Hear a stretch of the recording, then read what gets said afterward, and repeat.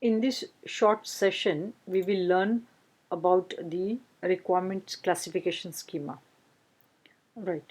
So the requirements are basically classified in four different the um, schema.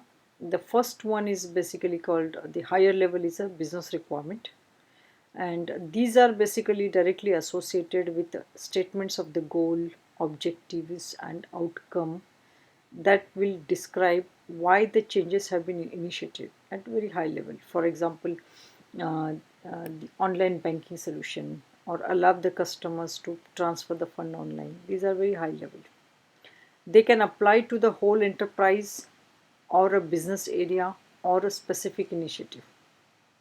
So these are the this is what your the business requirements.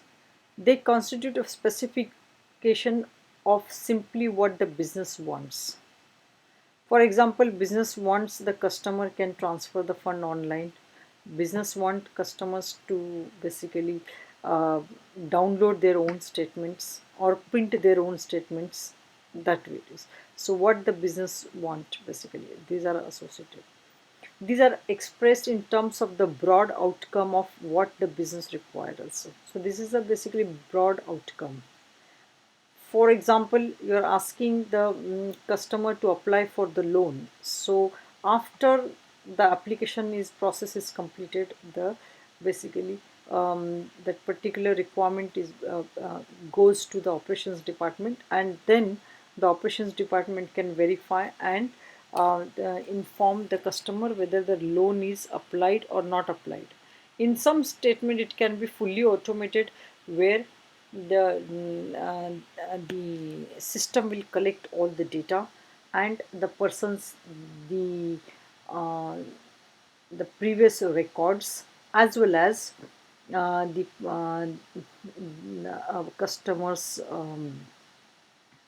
what we call uh, their credit rating and other details before they will sanction or reject the role. Okay, so this is basically what we talk about. Yeah, CBIL, you have a CBIL, but outside they have US and all, they have a different the what we call the agencies. I think the TransUnion and other agencies are there, so they have a credit rating system. So this is basically, for example, ability to add notes to a project plan, something like that. Okay, a very high level. Then comes to the stakeholder requirement. The stakeholder requirement basically will describe the needs of the stakeholder that must be met in order to achieve the business requirement. As I mentioned, the business requirement could be allow the customer to transfer the fund online.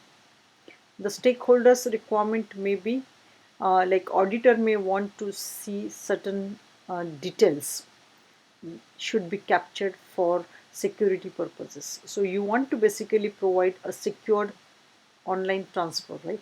So for that, the auditor may say that okay, you have to capture the system IP address, the time, and the pattern. Is the system is new, then you may have additional specifications. If the system is old, then you don't have to. So all those details have to be captured, and also any exceptions are there, those also have to be captured, something like that. And secure, or the operations team may want to basically have the secure transfer. The secure transfer could be 128-bit encryption, and the transfer should be basically validated by one-time password that is received, that is generated by the system and sent to the customer, and that once the customer receive that the password, they can enter and validate a particular transfer. So these are the basically a stakeholder requirement is that the transfer should be secured, but then how it should be secured, then that can be basically captured in a different the following the steps. Okay, subsequent processes it can be captured, but these are the requirement. Then the management may want particular reports, so how those reports should be generated, so those are your stakeholder requirements. So even if it is one single requirement, but there will be multiple stakeholders who will have a stake in that particular requirement, and you as a business analyst have to capture their needs as well while implementing a particular requirement. Okay, so the business requirement and the stakeholder requirement they become your business requirement or business requirement document. So that is when you define the solution at the high level. This is the business and stakeholder requirements are combined and structured. That is your BRD. Then comes to your solution requirement. The solution requirement is here. When we talk about the solution requirement, basically this will describe the capabilities and the qualities of the solution that meets the stakeholder requirement. Now you have seen those requirements are there, but we have to define them further. For example, allow the customer to transfer the fund online, but what exactly the system should do?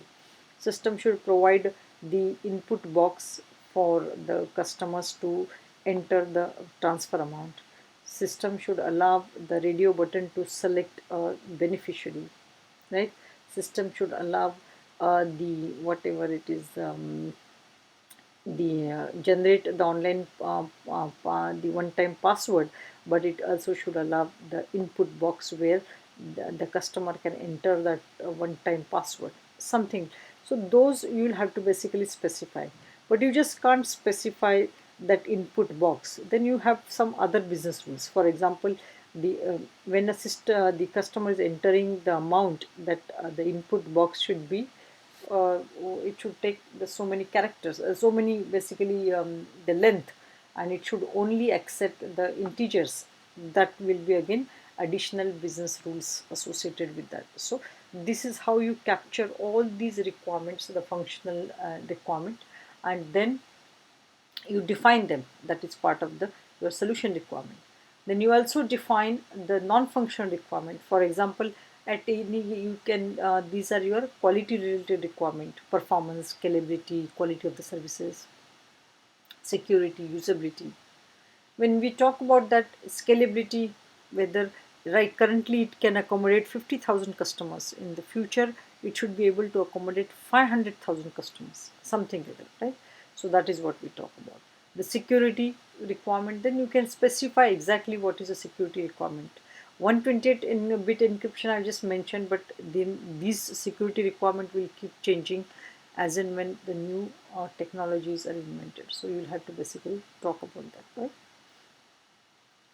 So these are your these solution requirement, how much volume it can handle, how much specification it will have, so that it is. Okay. Then you have is basically transition requirement. These are basically transition requirement will describe the capabilities that the solution must have, and the condition of the solution must meet to facilitate transition from current state to the future state. So current state you may have certain requirement, but if you want to transfer into the future state, you see you may need the additional the capabilities. So and sometimes those could be temporary as well, you know.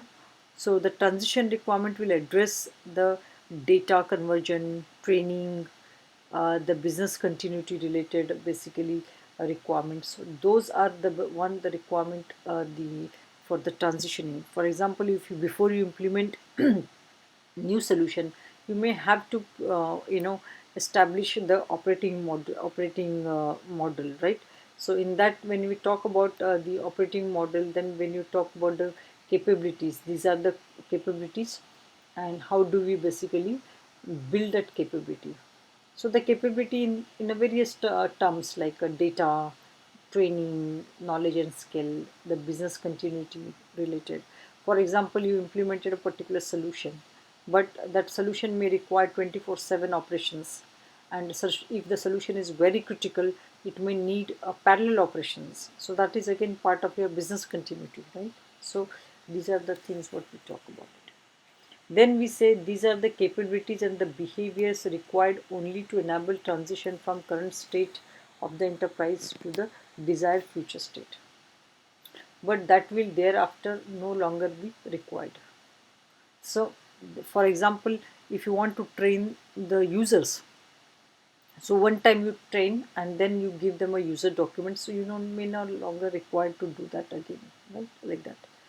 For example, you may want to basically establish the parallel operations in another location, so that could be one time basically establishment, the uh, cost and the details, but then you may not require at later stage. Okay.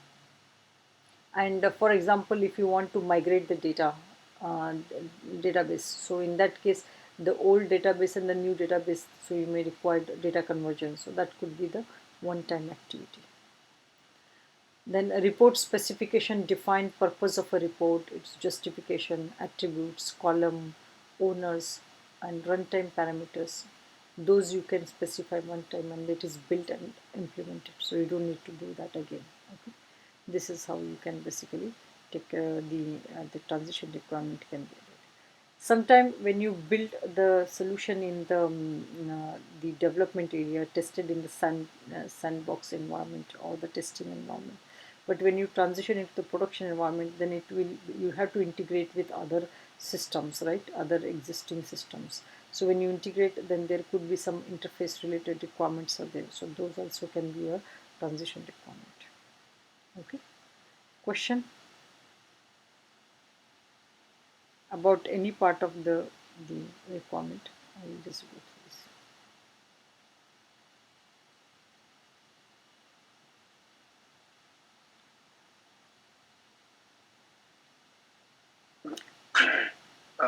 So the transition may be software, hardware, or infrastructure, right? Yeah, it could be anything. It's a transitioning from current state to the future state. So what that the requirement may come from any of these areas. Okay.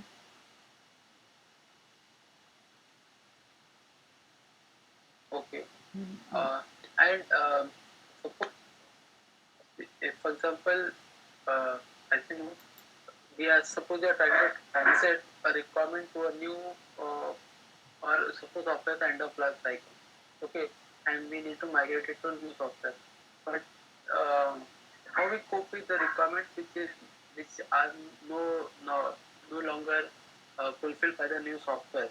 For example, there must be a feature that was in the older version, but it is no longer used. The technology is too old, so the feature is not available in new software. So how do we park that solution? Do we let it go, or then we prioritize it? Is it required, not required? Kind of. Well, that we will talk about during the elicitation. There is a process. Basically, if the current solution has that particular requirement and the new solution does not have, it is not, if it is required, then you have to make that available in the new solution. So you have to customize and ensure that it is available. But if the stakeholder says it is not required, then you no need to basically add that. Okay.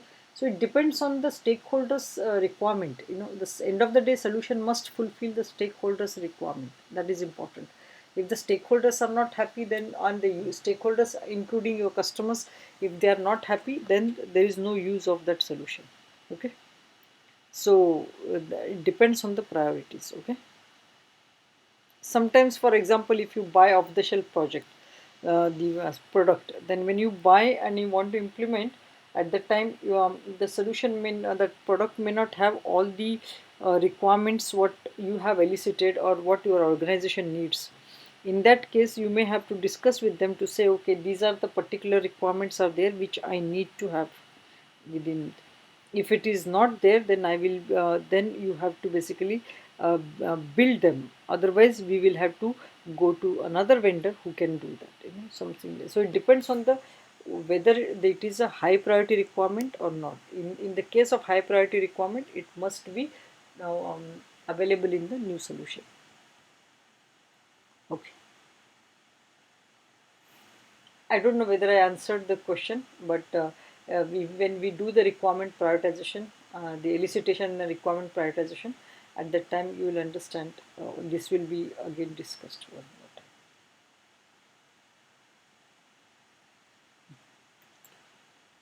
Now, the next this part we are talking about the stakeholders. Now we say stakeholders, but in the mind we are confused. What is the stakeholders? Who are the stakeholders? So this is a generic list the BABOK has given. Business analyst can also be a stakeholder. Again, for example, business analyst at the client place, he is your stakeholder. If you are working at the IT side with the vendor location, right? Or a business analyst in other department whose requirement you need to understand before you define your requirement, right? So that is also there. The reason is your solution may be dependent on the other solution, and for that you need to capture the requirement of that other business analyst. Next, you may say that customer. When you talk about the a customer uses or may use the product or the series of or the services produced by the enterprise and may have a contractual or moral right that the enterprise is obliged to meet. Okay, so that is your customer. So the customer pays the money and avail the product or services, and they are basically availing the service under certain terms and condition, right? So when you go for that, that is mentioned terms and condition. Then you have is a domain subject matter expert. Domain subject matter expert means you may have a stakeholders and there is also a domain subject matter experts. For example, a legal team. So they may give you they are your domain subject matter experts and they will provide you the legal expertise. Okay. Then you have is the end user.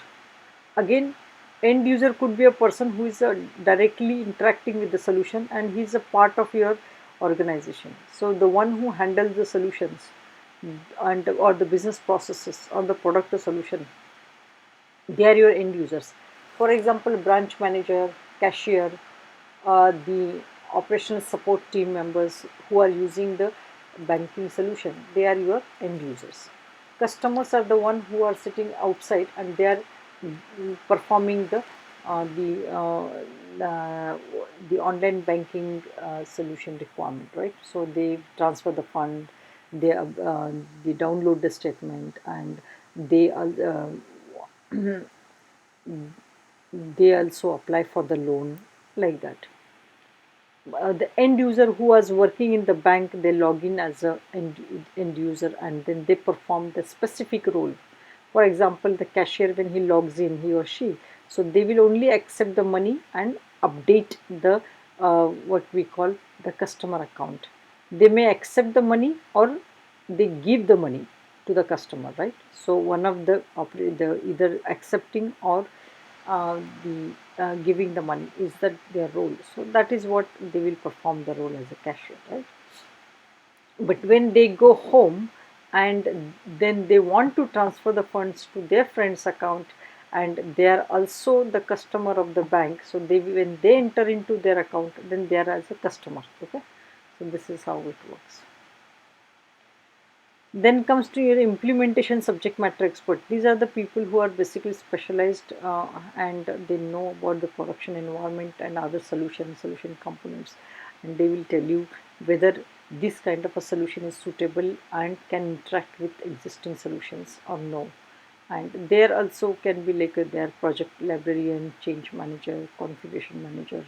They could be solution architect, developer, database administrator, information architect, usability, uh, analyst, trainer, organization change consultant. So there could be different the roles they may play. Okay, so who will basically advise them on implementing a particular solution from their perspective. Then comes to your operational support. These operational support team members is responsible for day-to-day management and the maintenance of a system or a product. While it is not possible to define the listing of operational support roles that are appropriate for all the initiatives, some of the most common roles are operation analyst, product analyst, help desk, release manager. Okay. Then project manager, of course you know the project manager is responsible for managing the work required to deliver a solution that meets a business need and for ensuring that the project objectives are met while balancing the project factors including scope, budget, schedule, resource, quality and the risk. Then you have is a regulator. Regulators are basically responsible for defining and enforcing of the standards.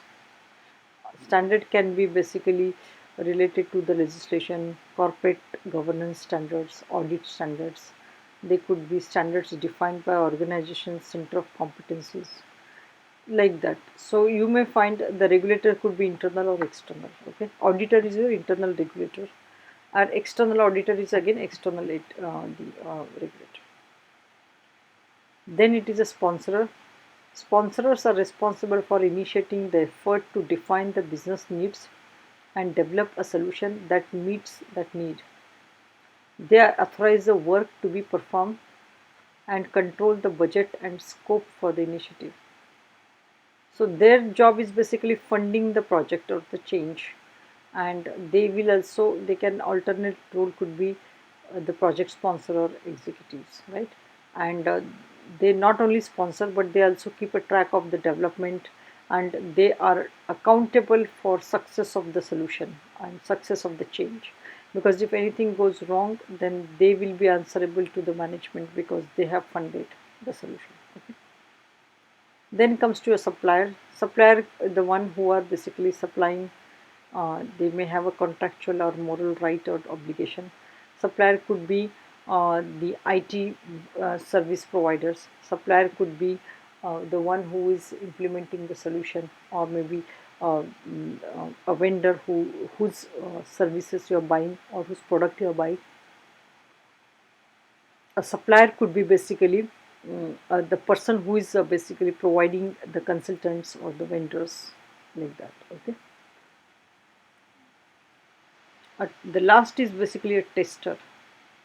Testers are responsible for determining how to verify that solution meets the defined solution requirements that is defined by business analyst. So here the tester will verify each and every functionality from, and also ensure that it meets the capability and the conditions that is specified by the business analyst in the requirement document. Okay, and that it meets the minimum quality criteria. That's to ensure that there is a high end and high end solution is delivered. These are your different stakeholders. Then it comes to the requirement and design. Requirements and design, basically now this is basically, we talked about all the requirement and the schema. We also talked about the different stakeholders, but this particular will talk about the relationship between the requirement and design. The requirements are focused on the needs, what are the different needs are there, but the design are focused on the solution. You think about that, the reports, the models, the prototype, right? So those are basically focused on the solution. The distinction between the requirement and the design is always not clear. The same techniques are used to elicit, model and analyze the both, but they are presented in a different way. Requirements leads to design, which in turn may uh, drive the discovery and the analysis of more requirement. For example, when you write down the steps in the process and then you create the process diagram, when you look at the process diagram you may find something missing element, some missing links, so that will help you to discover if there is anything incomplete or incorrect. That way it is, so that the requirement and design will complement each other. Okay, now there are some examples are there here. This is example, the requirement and design. For example, view the 6-month sales data across the multiple organization units in a single view. So what you need to do, a sketch of a dashboard you have to create, so that is how the dashboard or reports will look like, or the data will be represented, right? Reduce amount of time required to pick and pack the customer order. Okay, so for that you are talking about how to reduce the turnaround time, right? So in that case you create a process model, how to basically pick and pack the customer order, and then based on the process you can basically check what are the redundant processes are there, and how can improve that. When it comes to the next, it is record and access the medical patient's history. So you can create a screen mock-up showing specific data fields, right? Like same thing like when you say that transfer the fund, so you can create screen mock-ups. Then screen mock-up showing specific data fields.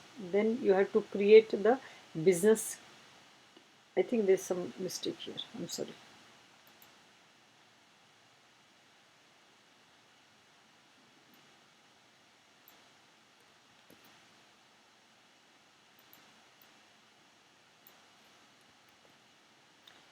When you say the develop the business strategies, goals and objective for a new business, so then you create a business capability model. When you say a particular solution should provide the information in English and French, so you show the prototype with the text displayed in English and French. So that way the screen will show both the languages. Now you see that many of the websites, they said, do you want to view in English or in Hindi or whatever the language is, right? So this is how you can define the requirement and how you can complement that with the design. Any question?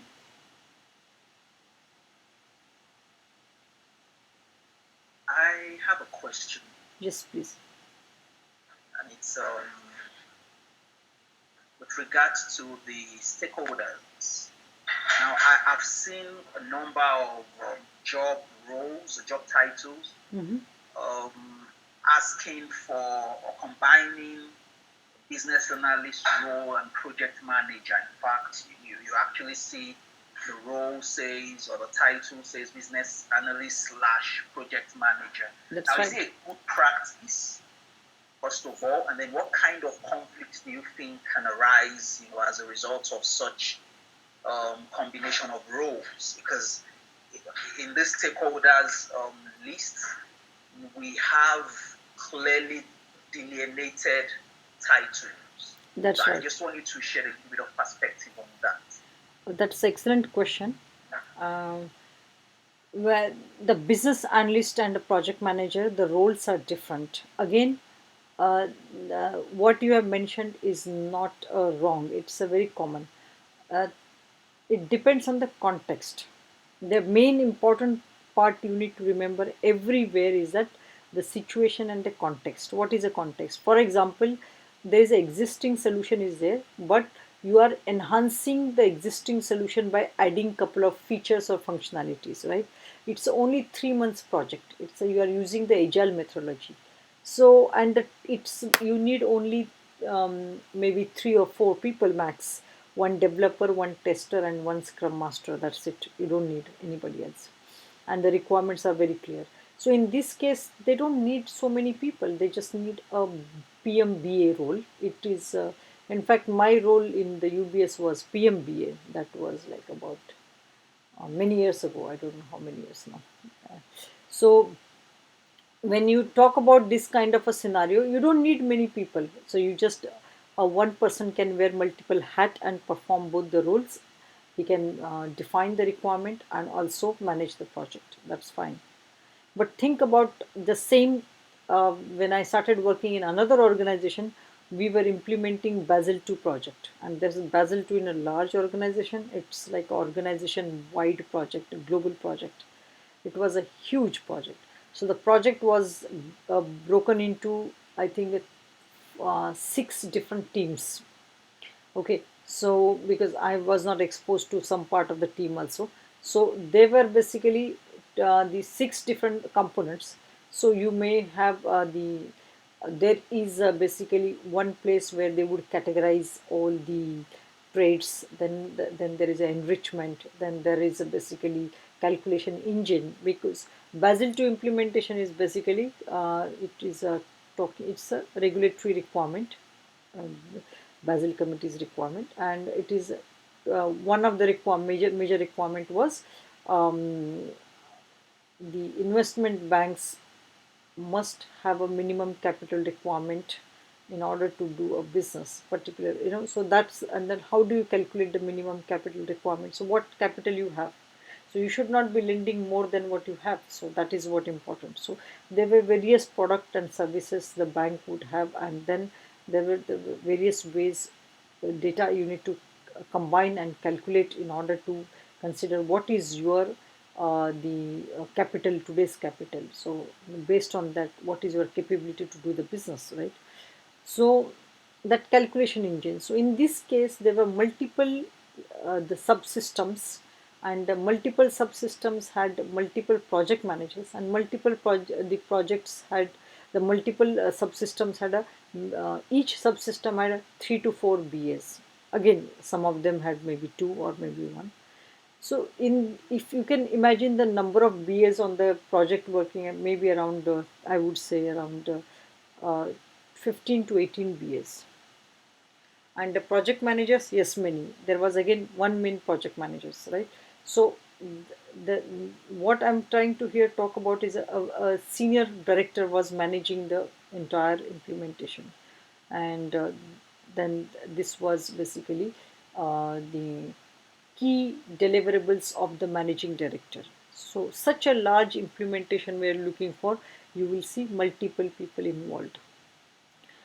The second scenario, now this the Basel II example I've given you, everything is managed internally. Everything is managed internally. Now I would look and give you another example. If the ERP kind of a project, if you have like the internal business analyst, external business analyst, consultant business analyst, then the service providers business analyst, or the one if you are implementing SAP, okay. So in that case, think about SAP is not, end of the day it is your ERP, right? So the SAP is again the consultant. So many people are there. Again, it's all depending on the size of your project and the complexity of the project. Okay. All right. I think any other questions you have?